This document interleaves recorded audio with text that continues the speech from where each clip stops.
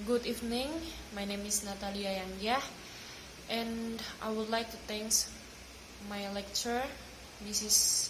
Dian Irma Aprianti, SIPMM, for allowing me to give a speech on international business developments. Today, I will talk about the development of international business. First, I will explain what international business means.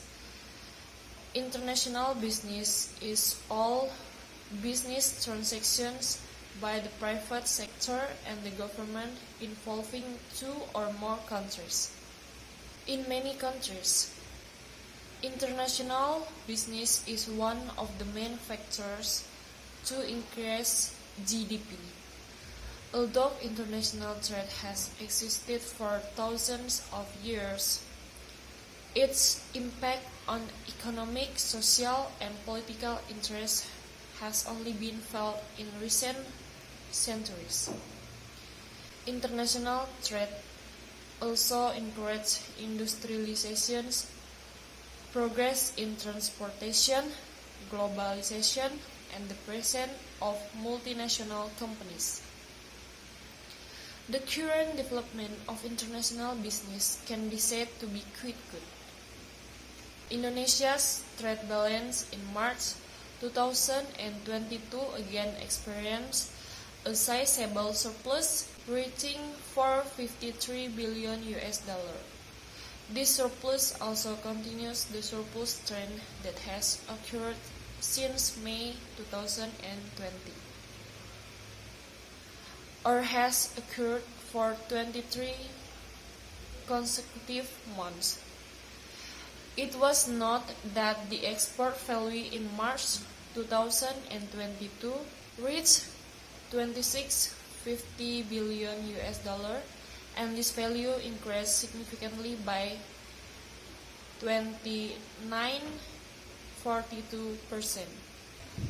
At the same time, the import value in March 2022 reached $21.97 billion with a growth of 32%. Coordinating Minister for Economic Affairs Erlangga Hartarto said, Indonesia's international trade performance has again shown an impressive performance in the midst of the escalation of the Russia-Ukraine war. The sustainable surplus will continue to encourage an increase in foreign exchange reserves while increasing the capacity and resilience of Indonesia's external sector. The solid performance of Indonesia's surplus in March 2022 was supported by export performance, which continued to strengthen amid a significant increase in the price of various mainstay commodities. In March 2022, coal price increased by 49.91%, nickel grew 41.26%, and CPO rose 16.72%. In the midst of the momentum of rising commodity price, Indonesia continues to accelerate the downstreaming of leading commodities. So, Indonesia export no longer come from upstream commodities, but really on downstream commodities that have high added value. One of the real first steps of this program is evidenced by the transformation of export from nickel ore to iron and steel derivative products, ferronickel.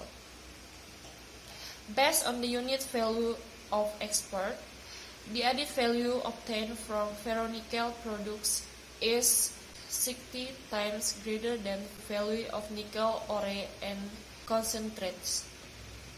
So the conclusion is the dominance and increase in imports of raw materials shows that Indonesia's imports are aimed at product activities to boost national output, while the increase in capital goods shows that manufacturing companies continue to encourage business expansion. And that's all my speech. Thank you for listening to me till the end. Good evening.